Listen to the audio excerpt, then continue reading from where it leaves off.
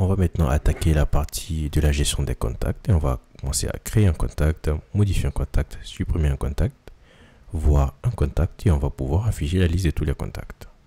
Donc moi je vais commencer d'abord par la création de contacts. Donc lorsque je me rends au niveau du formulaire de création de contact, je vois très bien que j'ai le nom, l'adresse mail, le numéro de téléphone et l'adresse. Donc son adresse où est-ce qu'il habite. Et ensuite je peux créer un utilisateur. Donc on va créer un premier test. Donc je viens à ce niveau, je vais faire PHP artisan make test contacts test. Voilà. Donc lorsque je crée un contact text, je vais me rendre au niveau de contacts features, j'ai contact test. Donc on va commencer. Je vais créer un contact. Donc je vais mettre un authenticated user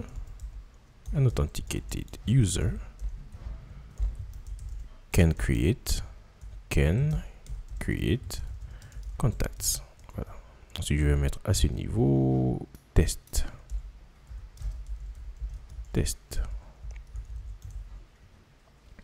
Donc, quel est le scénario qu'on va commencer? On va commencer par quel scénario? Donc, on a un utilisateur qui est connecté. Donc, un utilisateur connecté. Ensuite, qu'est-ce qu'il va faire? Il va faire une requête. Il va faire une requête post vers contacts. Et ensuite, un contact va être créé. Il aura donc un message de succès, donc une session de succès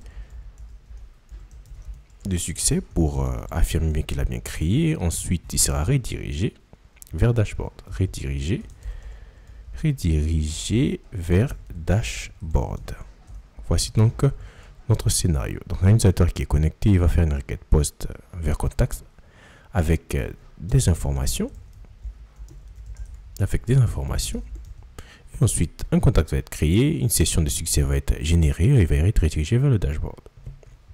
Donc, notre utilisateur, notre famille John va être créé. Donc, John égale à user factory create. Voilà.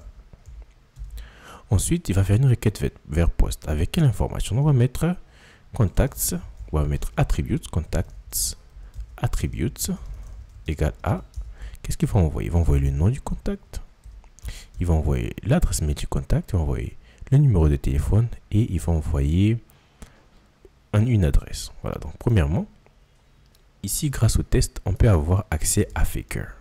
Si je fais un use with Faker, je mets sur refresh database, on peut accéder à Faker. Donc si je fais ici this Faker, je vais mettre name, histoire de nous aider à aller beaucoup plus vite. Donc si vous n'avez pas forcément envie d'utiliser des factories, vous pouvez utiliser Faker.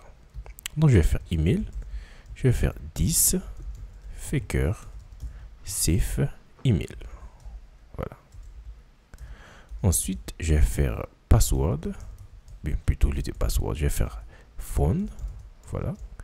Je vais faire 01 02 03 04 05. Voilà, donc le numéro aura 10 caractères. Voilà. Ensuite, pour l'adresse, je vais faire 10 faker. Bon, je vais mettre sentence. Voilà. Donc, je pense que ce soit ci les attributs de mon contact. Ensuite, je vais faire une requête post vers contacts. Donc, je vais faire 10 post route. Bon, je peux mettre à la route directement ou je peux faire contacts comme ça. Contacts. Et ensuite, à quoi je dois m'attendre? Je dois m'attendre à assert session as success. Donc, la session aura eu du succès. Je dois m'attendre à quoi encore? Je dois m'attendre à assert redirect à dashboard. Et à quoi dois-je m'attendre encore? Je dois m'attendre à ce qu'un utilisateur puisse être créé. Et pour ça, je vais vérifier dans la base de données que l'utilisateur existe. Donc, je vais faire 10 assert database as. Au niveau de la table contacts, je vais vérifier qu'il y a un utilisateur dont le name égale à, ou encore je vais vérifier qu'il y a un utilisateur qui a contact attributes. Donc, tous les attributs du contact sont au niveau de la table contacts. contact attributes. Donc je vais vérifier que contact attributes est bien au niveau de la table contact. Sans oublier aussi, lors de ma requête post, de faire un contact attributes. Donc je vais effacer tous mes commentaires et on va voir si le scénario est valide. Donc un utilisateur authentifié, j'ai oublié d'authentifier John. Je vais faire this acting as, mais je ne vais pas faire ça là, je vais faire ça ici. À ce niveau, this acting as John. Voilà. Donc si on regarde bien notre scénario de test, on voit que pour l'utilisateur, on a John, donc le given, on a John. Ensuite, on a ses attributs pour le given. Ensuite, lorsque John se connecte, il fait une requête post vers contact en envoyant les attributs. On va vérifier qu'il y a une session succès. On va vérifier qu'il y a une rédigression vers dashboard.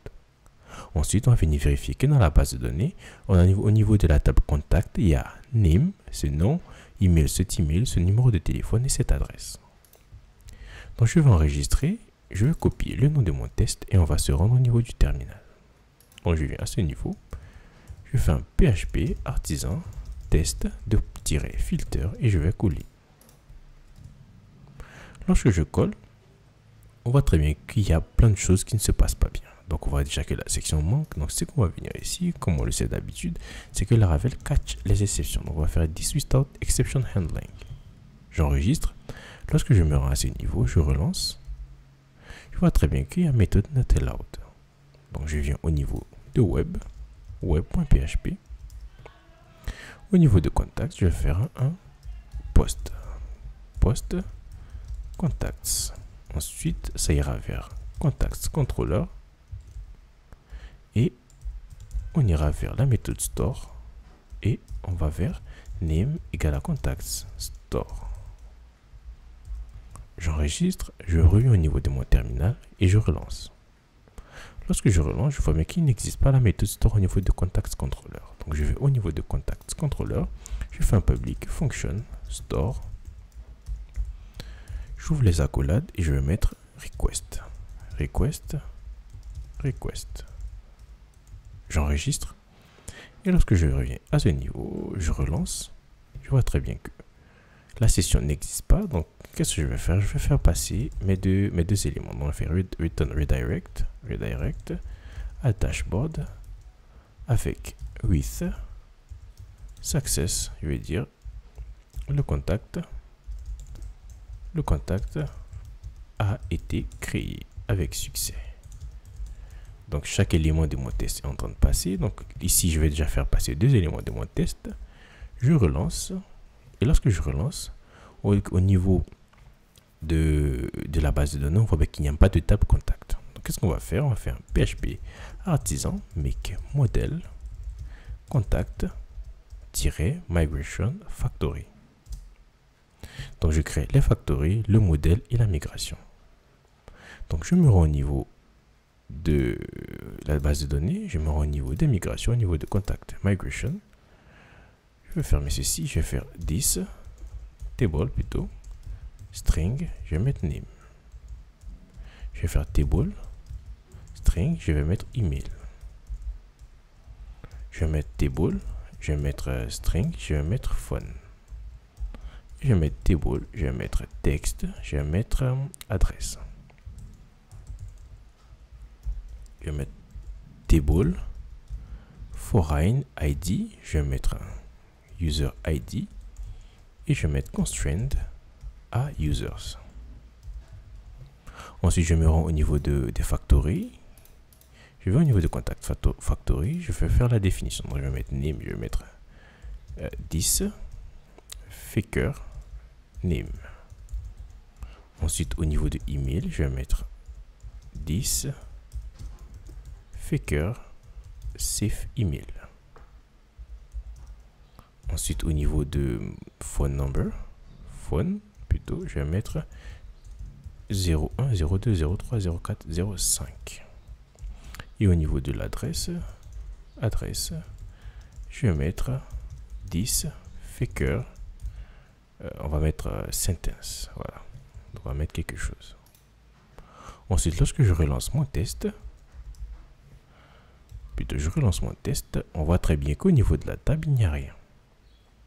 Donc, je vais maintenant venir insérer au niveau de ma table. Je vais mettre contact, create, request, all.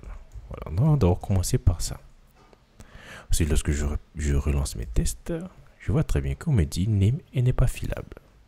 Donc je me rends au niveau de contact, je vais mettre protected, fillable, et je vais mettre ici name, email, phone et adresse. Ensuite, j'enregistre, je reviens à ce niveau, je relance mon test. Je vois très bien qu'on me dit que violation note nulle user ID.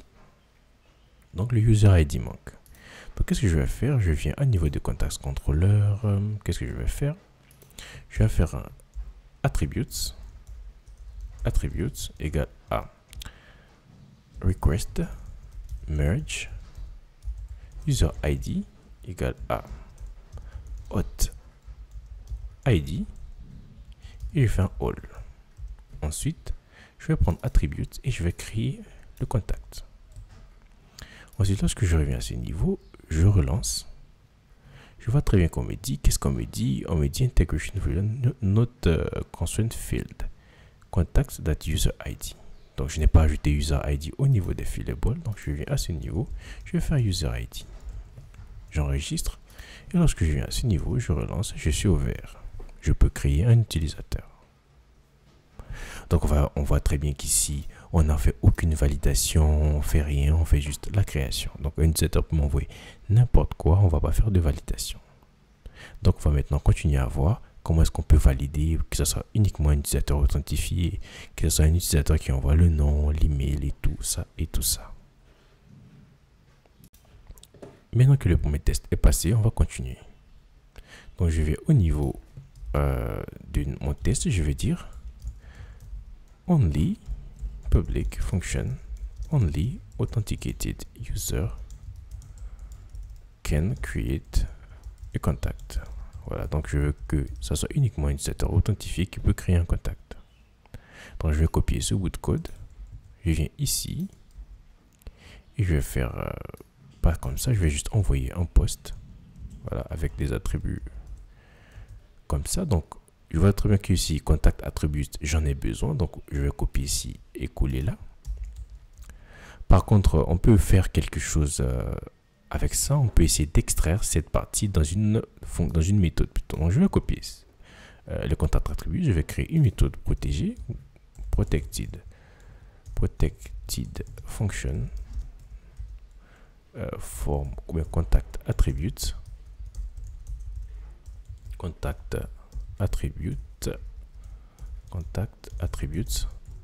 je vais mettre un overrides à un tableau vide.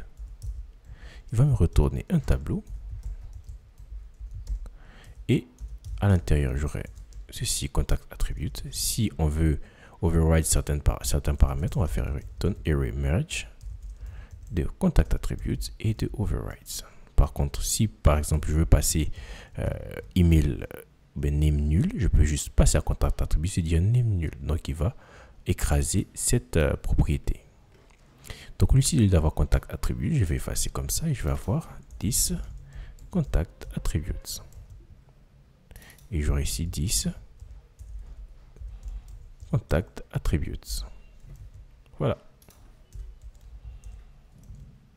À ce niveau, lorsque je viens ici, au lieu d'avoir contact attribute, j'aurai 10 contact attributes.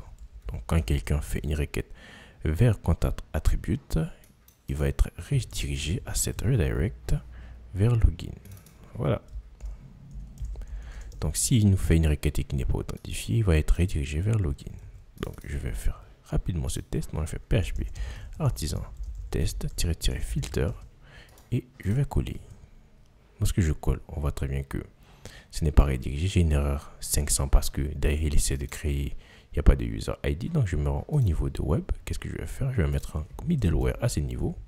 Middleware, et je vais dire hot.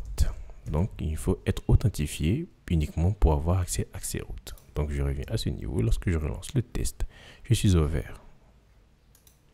On va continuer. Donc, on a très bien vu qu'au niveau de mon contrôleur, je ne faisais aucune validation, rien du tout. Donc, on va commencer à valider maintenant les différents éléments. Donc, un utilisateur doit fournir le nom, il doit fournir l'adresse mail, il doit fournir le numéro de téléphone, il doit fournir une adresse. Donc, on va faire toute cette validation. Donc, public function. Donc, je vais mettre ici test. Donc, je vais mettre public function. On va mettre contact creation requires a name. Voilà. Donc, je vais écrire ce test. Donc, je vais mettre 10 acting as. On va mettre John. Ok, donc on voit ici que John n'existe pas. Donc, on va créer ce John. Et je viens à ce niveau. On voit très bien que John existe, mais on commence à se répéter un tout petit peu.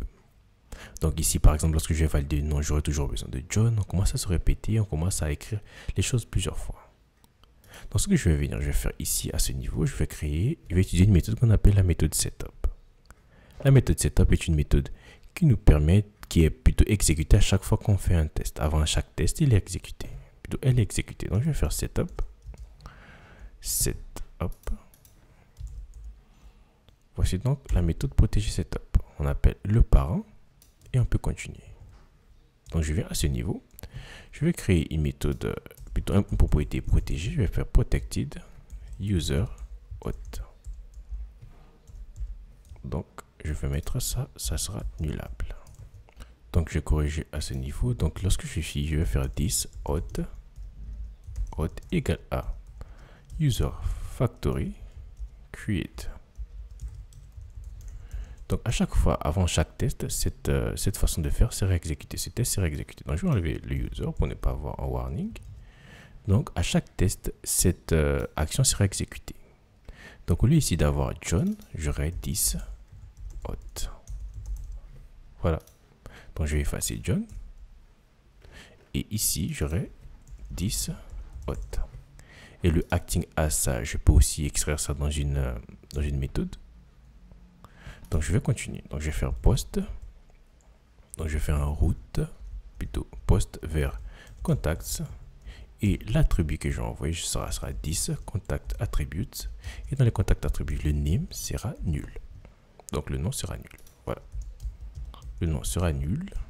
Et je m'attends à avoir assert session as error. Et je m'attends à avoir une erreur et la clé name. Voilà. Donc, je vais effacer ce John et cette méthode, je vais la dupliquer plusieurs fois parce que c'est le même test que je vais faire pour l'adresse mail, pour le numéro de téléphone, pour l'adresse. Voilà. Pour le mail, peut-être il y aura une spécificité requires et valid mail et valide email. Voilà. Il y aura peut-être plusieurs spécificités. Donc, require et phone. Require et une adresse. Vous pouvez aussi regrouper si vous voulez cette validation pour ne pas avoir à faire plusieurs choses. Mais moi, lorsque je fais ceci, ça me permet de voir lorsqu'il y a un échec à un test, je sais à quel niveau ça échoue. Donc, email, lorsque j'envoie phone, et si j'envoie ici à ce niveau adresse. Voilà. Donc, on peut maintenant commencer nos différents tests de validation. Donc, je vais faire ici PHP artisan test-filter. Je vais coller. Lorsque je colle, je vois très bien qu'il n'y a pas d'erreur. Donc, lorsque je me rends au niveau de context controller, je vais faire un request, validate. Je vais faire name et je vais faire un required.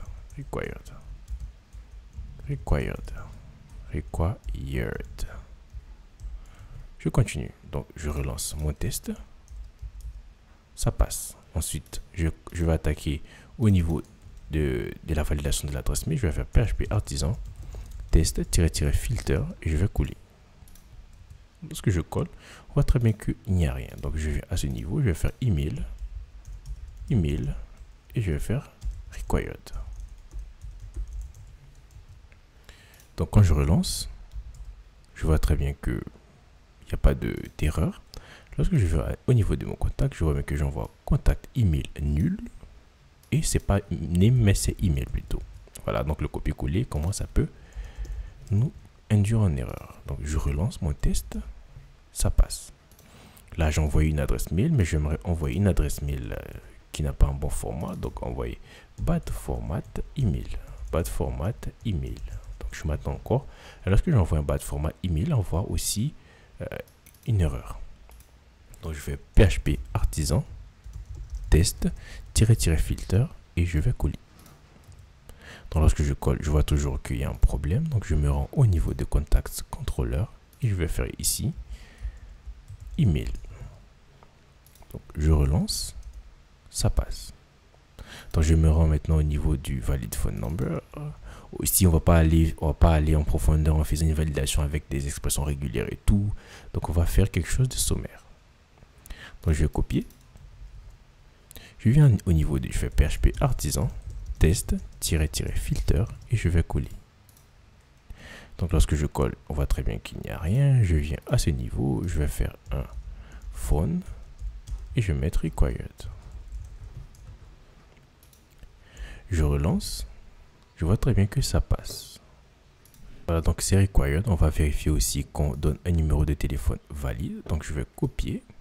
Ici au lieu de phone, on va dire valide phone. Donc je vais copier ici et je vais coller. Donc je vais mettre déjà des chaînes de caractères. Donc ça va échouer. Ensuite, je vais mettre un numéro qui a, on va dire 01, 02, 03, 04 et 0.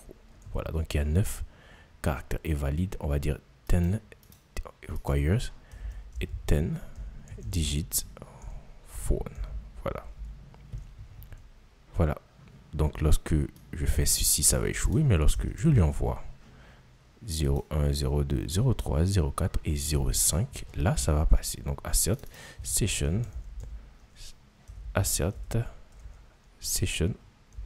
as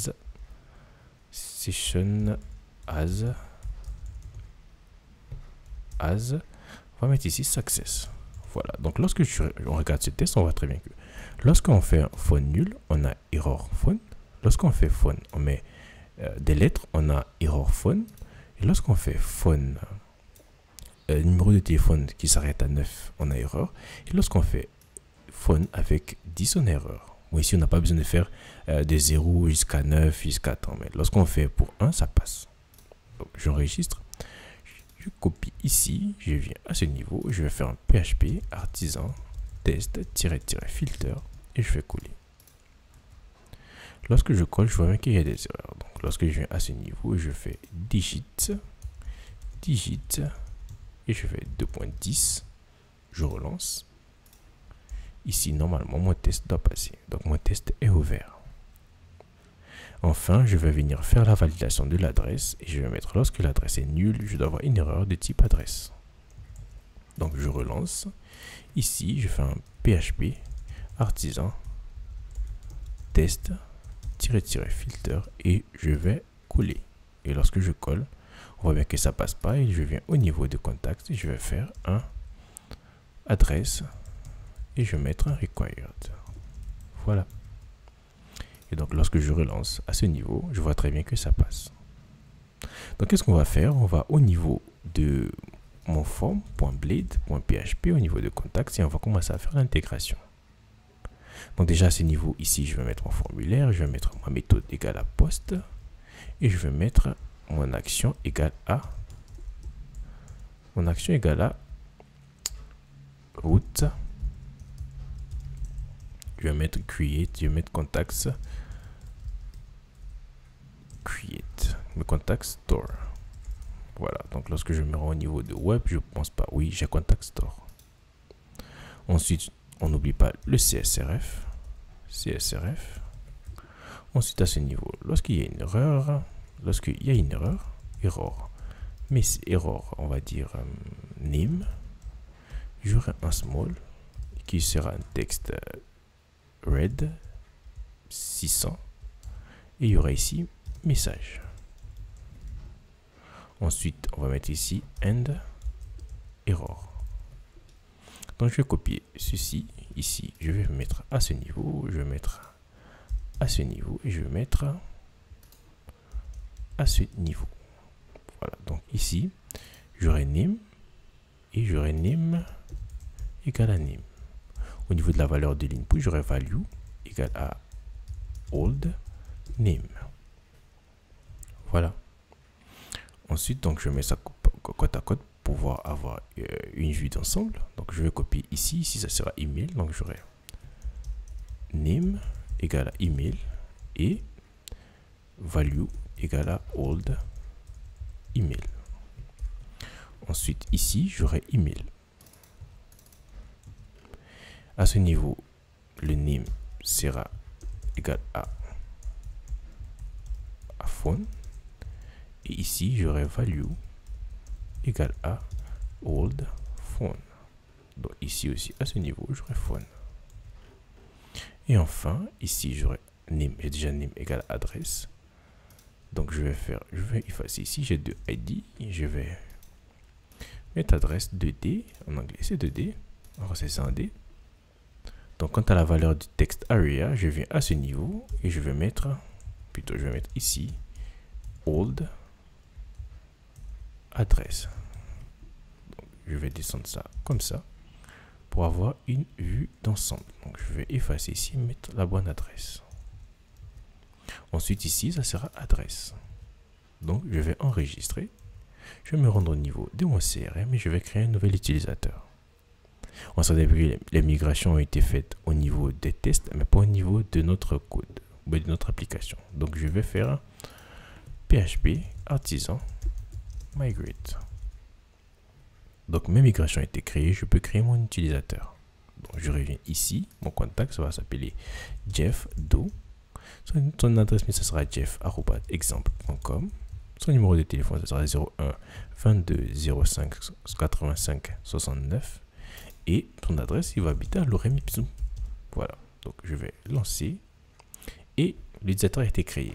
Par contre, on ne voit pas ici au niveau des contacts, le contact qui a été créé. Donc on va remédier à ça dans le prochain test qu'on va écrire.